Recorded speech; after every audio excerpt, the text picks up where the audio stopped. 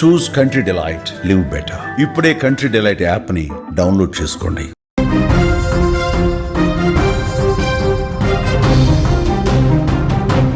బెంగళూరులో ఉగ్రదాడుల ముప్పు తప్పినట్లుగా breaking news లో చూస్తున్నాం. ఎన్ఐఏ అదుపులో 3 ఉగ్రవాదులు ఉన్నట్లుగా తెలుస్తోంది.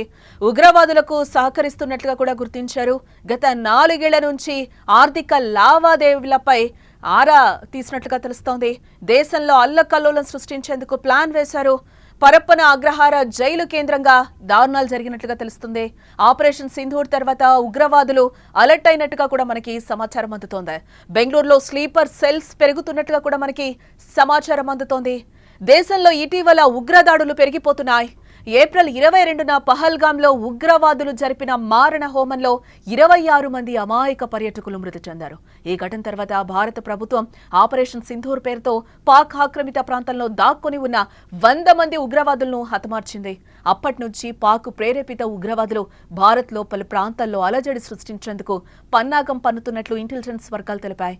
ఈ మధ్యనే విజయనగరం జిల్లాలో ఉగ్రవాద కార్యకలాపాలకు సంబంధించిన కుట్ర కేసులో 29 ఏళ్ల సిరాజ్ ఉర్ రెహమాన్, 28 ఏళ్ల సయ్యద్ సమీర్ అనే 2 యువకులను పోలీసులు అరెస్టు చేయడం మనకు తెలిసిందే. ఈ కేసును ఎన్ఐఏ దర్యాప్తు చేస్తోంది.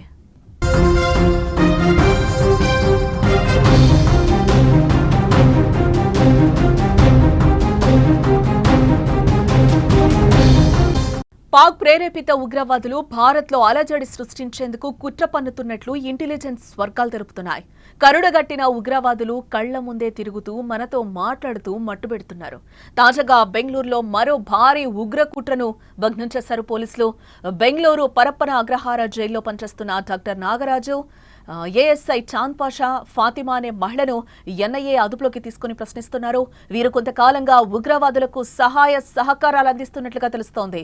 కోలార్లో మరో వ్యక్తిని కూడా అదుపులోకి తీసుకున్నట్లుగా వార్తలైతే వస్తున్నాయి.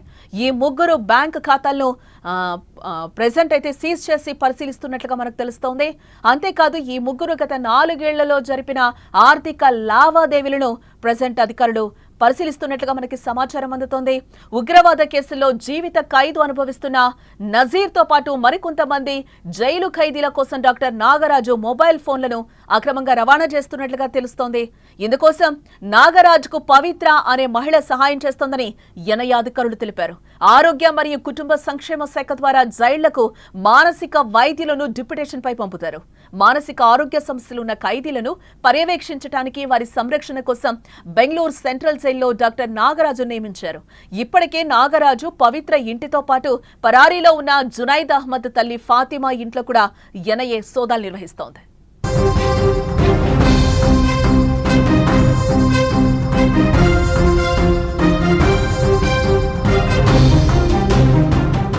జూలై 2023లో ఆయుధాలు, మందుగుండు సామగ్రి, పేలుడు పదార్థాలు, 2 వాకీటాకీలు సహా డిజిటల్ పరికరాలతో బెంగళూరులో ఉగ్రవాద కార్యకలాపాలు ప్రారంభించడానికి పన్నాగం పన్నిన కేసులో జునైద్తో సహా 9 మంది నిందితులపై ఎన్ఐఏ ఇప్పటికే ఛార్జిషీట్ దాఖలు చేసింది. ఇటీవల భారత్లో స్లీపర్ సెల్స్ పెరిగిపోతున్నారు. టెర్రర్ గ్రూప్ కమాండర్లు ఆదేశించిన వెంటనే ఈ స్లీపర్ సెల్స్ యాక్టివేట్ అవుతారు. ఆపరేషన్ సింధూర్ నేపథ్యంలో స్లీపర్ సెల్స్ పై ప్రత్యేక నిఘా ఏర్పాటు చేసింది భారత ప్రభుత్వం.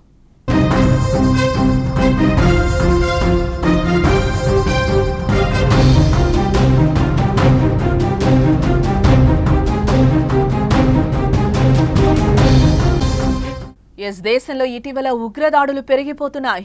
ఏప్రిల్ 22న పహల్గాంలో ఉగ్రవాదులు జరిపిన మారణ హోమంలో 26 మంది అమాయక పర్యాటకులు మృతి చెందారు.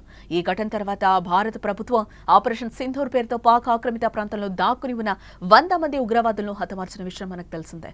అప్పటి నుంచి పాక్ ప్రేరేపిత ఉగ్రవాదులు భారత్లో పలు ప్రాంతాల్లో అలజడి సృష్టించేందుకు పన్నాగం పన్నుతున్నట్లు ఇంటెలిజెన్స్ వర్గాలు తెలిపాయి. ఈ మధ్యనే విజయనగరం జిల్లాలో ఉగ్రవాద కార్యకలాపాలకు సంబంధించిన కుట్ర కేసులో 29 ఏళ్ల సిరాజ్ ఉర్ రెహమాన్, 28 ఏళ్ల సయ్యద్ సమీర్ అనే 2 యువకులను పోలీసులు అరెస్టు చేసిన విషయం కూడా మనకు తెలిసిందే. ఈ కేసును ఎన్ఐఏ దర్యాప్తు చేస్తున్న విషయం కూడా మనకి తెలుసు.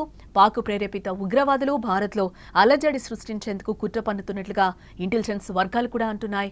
కరుడు కట్టిన ఉగ్రవాదులు కళ్ల ముందే తిరుగుతూ మనతో మాట్లాడుతూ మట్టుబెడుతున్నారు. తాజాగా బెంగళూరులో మరో భారీ ఉగ్ర కుట్రను భగ్నం చేశారు పోలీసులు.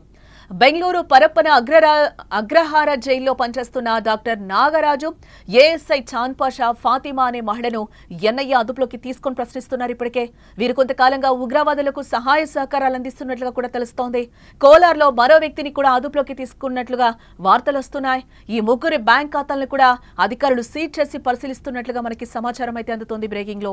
అంతేకాదు ఈ ముగ్గురు గత 4 ఏళ్లలో జరిపిన ఆర్థిక లావాదేవీలను కూడా పరిశీలిస్తున్నట్లుగా మనకి తెలుస్తోంది.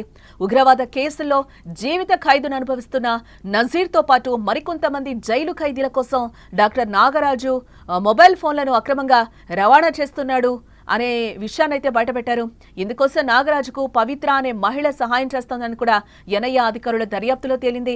ఆరోగ్య మరియు కుటుంబ సంక్షేమ శాఖ ద్వారా జైళ్లకు మానసిక వైద్యులను డిప్యుటేషన్ పై పంపిస్తూ ఉంటారు. మానసిక ఆరోగ్య సమస్యలు ఉన్న ఖైదీలను పర్యవేక్షించడానికి వారి సంరక్షణ కోసం బెంగళూరు సెంట్రల్ జైల్లో డాక్టర్ నాగరాజుని నియమించడం జరిగింది. ఇప్పటికే నాగరాజు పవిత్ర ఇంటితో పాటు పరారీలో ఉన్న జునైద్ అహ్మద్ తల్లి ఫాతిమా ఇంట్లో కూడా ఎన్ఐఏ సోదాలు నిర్వహిస్తోంది. ఇటు జూలై 2023లో ఆయుధాలు, మందుగుండు సామగ్రి, పేలుడు పదార్థాలు, 2 వాకీటాకీలు సహా డిజిటల్ పరికరాలతో బెంగళూరులో ఉగ్రవాద కార్యకలాపాలను ప్రారంభించడానికి పన్నాగం పన్నిన కేసులో జునైద్తో సహా 9 మంది నిందితులపై ఎన్ఐఏ ఇప్పటికే ఛార్జిషీట్ను కూడా దాఖలు చేసింది. ఇటీవల భారత్లో స్లీపర్ సెల్స్ పెరిగిపోతున్నారు. టెర్రర్ గ్రూప్ కమాండర్లు ఆదేశించిన వెంటనే ఈ స్లీపర్ సెల్స్ యాక్టివేట్ అవుతారు. ఆపరేషన్ సింధూర్ నేపథ్యంలో స్లీపర్ సెల్స్ పై ప్రత్యేక నిఘాను ఏర్పాటు చేసింది భారత ప్రభుత్వం.